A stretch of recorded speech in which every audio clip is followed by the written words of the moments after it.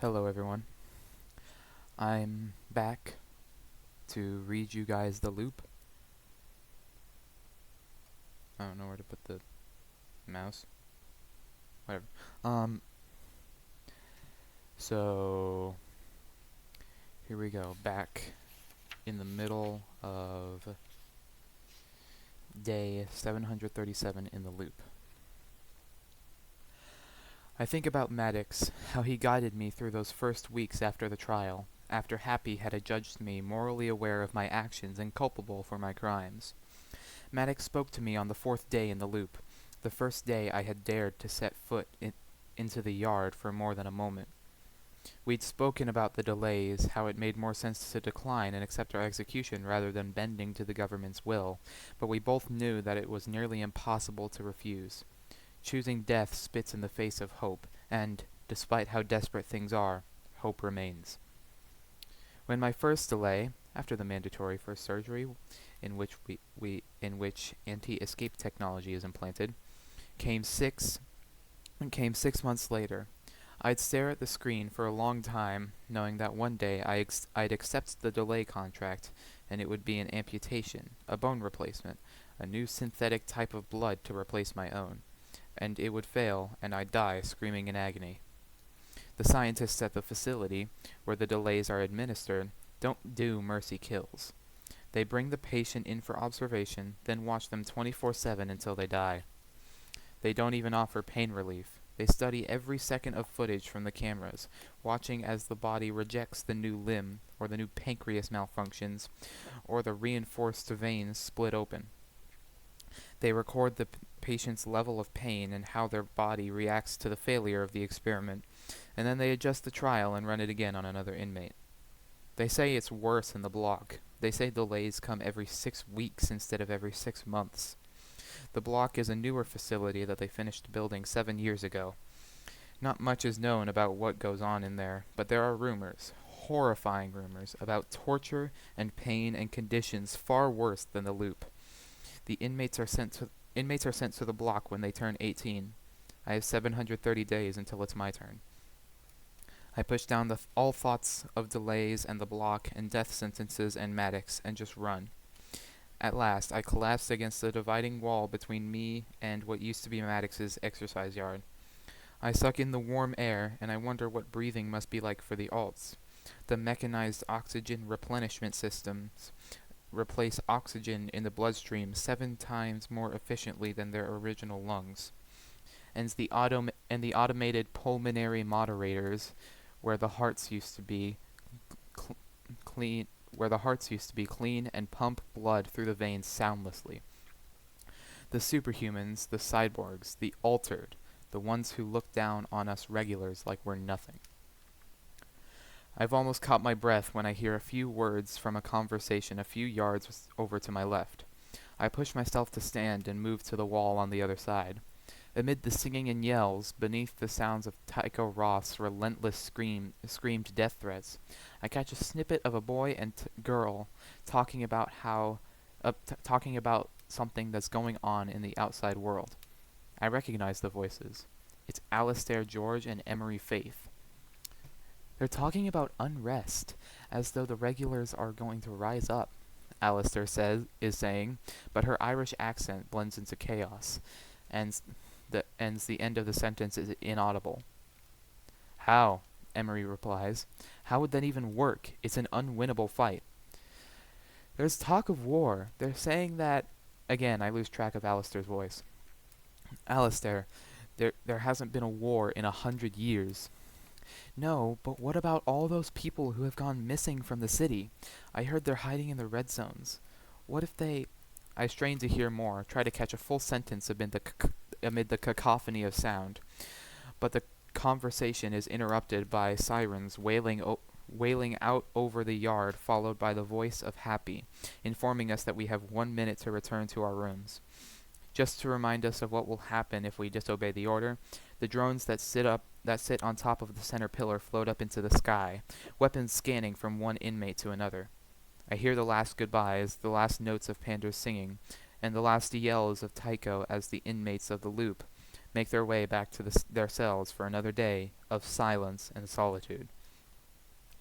I sit on my bed as the wall closes and try to savor the sound of the breeze before the silence returns. I think about the conversation between Emery and Alistair. They were talking about war on the outside world, but that's impossible. The world is regulated by one government, and that government is that is counseled by Happy's irrefutable logic. There's another reason to dismiss the rumors. There's no way that two inmates of the loop would have information from the outside world anyway. There are no visiting hours, no television broadcasts, no lenses, no lucid vision, not even VR. And although Happy is the operating system that all these devices use, there's no way of accessing the information, even through the screen. The only face-to-face human contact we have is with the warden, Ren, whom the government requires to come around once a day and deliver the afternoon meal. This is considered an act of compassion from the authorities, advised, of course, by Happy, and keeps the people satisfied that criminals are not treated entirely like animals. The last time I saw anyone from outside the world who wasn't a warden, a guard, or a doctor in the facility was as the marshals dragged me out of my home. That person was my sister, Molly, who was crying and pleading with me not to go. That was my last day of freedom. I was taken to the station where I confessed to my crimes. I was tried by Happy and then taken to the facility, where they cut first into my wrists, implanting a magnetic core coiled in cobalt, and then into my chest, where they attached the device to my heart. This was my first delay. Every inmate of the loop is subjected to this surgery, as it's how they control us and how they prevent riots and escape attempts.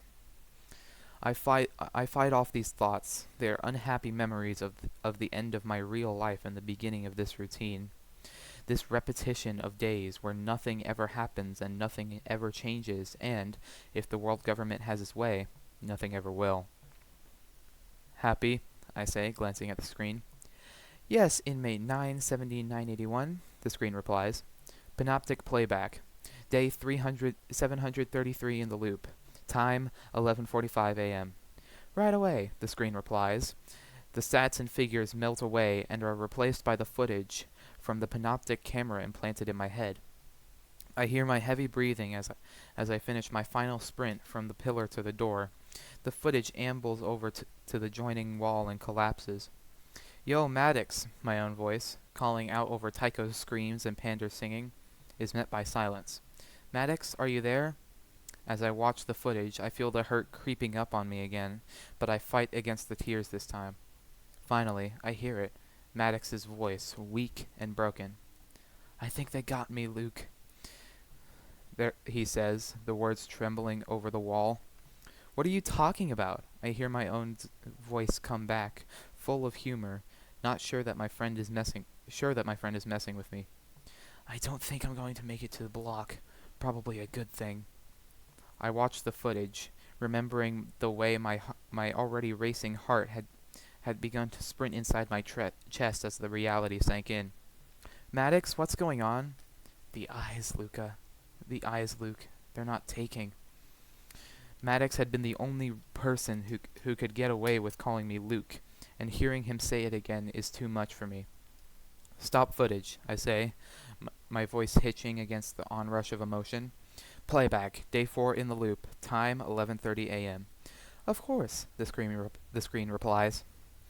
I watch the footage, me tentatively stepping out into the yard, physically shaking as the screaming voice of Tycho Roth promises to kill me. That you, new guy? Maddox's voice calls out. I look over to the bare dividing wall. The footage shows this. I stay silent. My name's Maddox, and I'm guessing you're the Luca Kane that the psychopath keeps yelling about. Ignore him. He's clearly got a gosh damned screw rattling around in that empty head. I walk over to the wall, placing a hand against the metal. Yes, I'm Luca Kane. Luca Kane, Maddox repeats. Nice to finally meet you, neighbor. Why does that boy want me dead? My voice so my voice so hollow and scared, so young. Who the hell knows? Maddox replies, so bright and self-assured. Who the hell cares? He can't get to you. Inmate 970-981. Happy interrupts me as I watch the screen. You have 2 minutes of your daily allowance of memories remaining. Playback, I reply. Day 6 in the loop. Time 11:39 a.m. Of course, Happy says. The new footage is displayed. The yard, the joining wall. Maddox's voice coming over to me. The thing is, you might as well get used to this place, Luke. Luke, old friend. Relax, get comfortable. If you're really lucky, you'll be here for a very long time. Unlucky, I mean. Unlucky, I hear myself reply, my voice now more recognizable than the terrified, unsteady stutter from day 4. That's right, Maddox declares.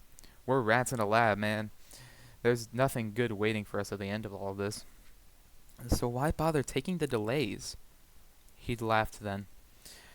I ask myself that every time. Do you know how they do it? How they execute us?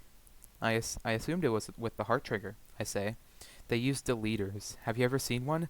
They look like big tennis rackets without strings, but if any part of you goes through the middle, it gets erased into tiny microscopic pieces. Next delay, let's see if you've got the power to face deletion. The screen fades to black. You've reached your daily allowance of memories. Fine, I say. Can I have some privacy? Of course, Happy says, and the screen goes blank. I tell myself to stop reminiscing about Maddox.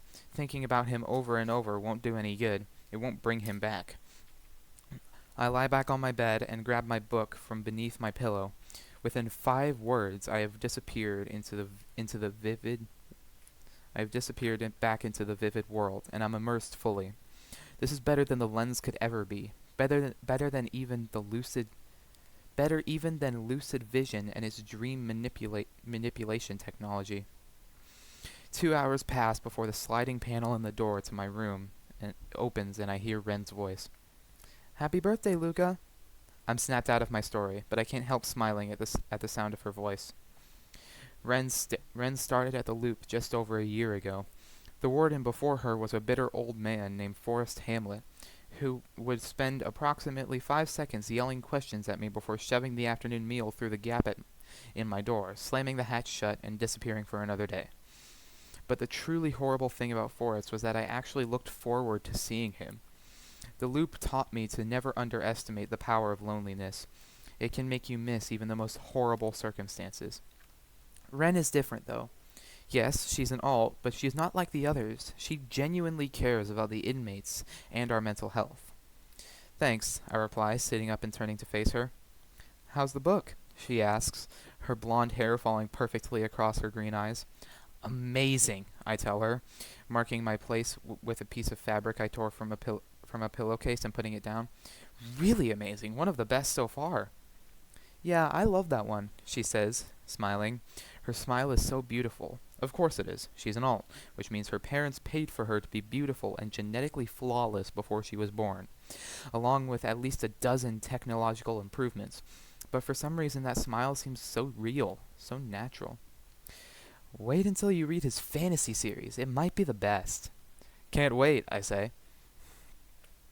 Ren stretches her arm through the hatch. This is forbidden, and the screen on my wall turns red and Happy's voice speaks firmly. Infiltration. Lockdown in 5 seconds. 4, 3... I stand up quickly when I see the red and silver wrapping paper covering the small parcel in Ren's hand. I take it and stare at it as she draws her arm and the warning voice ceases. A present? I ask, peering through the hatch. It's your birthday, she replies, shrugging. I didn't think... I start, but I don't finish the sentence. Instead, I tear off the paper. It's just another book, she says, but a really good one. I turn the hardback over in my hands. The cover is green and depicts stems of field and a grass. I read the title, The Fellowship of the Ring. It's the first in a trilogy, she tells me. I think you'll really like it. It's amazing, I say. Thank you. No problem. I'll get to it as soon as I finish this one. I nod to the book on my bed. Do you want any of these back? I gesture to the small mountain of books at the foot of my bed, and Ren shakes her head. You ask me that every day, she laughs. Keep them. I get 10 for 1 coin at vintage. Are you sure? I ask. Ren nods, and I realize, not for the first time, that these books, which seem like priceless treasures to me, are really nothing of worth to the outside world, where technology and complete immersion are king. I'm sure, she says. So, how have you been? Ren and I spends the Ren and I spends the next 10 minutes talking about how my favorite skate team is doing in the outside world, any good movies she's seen recently, her ambitions to become a virtual architect, and how she's been studying code in her free time. And before long, it's time for her to go. She hands me a sandwich for my lunch and says goodbye. And this is the saddest part of my day. The second the hatch closes and I know that I won't see Ren for another 24 hours. It's not even 3 in the afternoon, and I have nothing to do but read and wait for the energy harvest to begin. I think that's where we'll stop today. I'm trying to keep these close to 30 minutes, and we're already pushing 40. So, goodbye. See you tomorrow, I guess.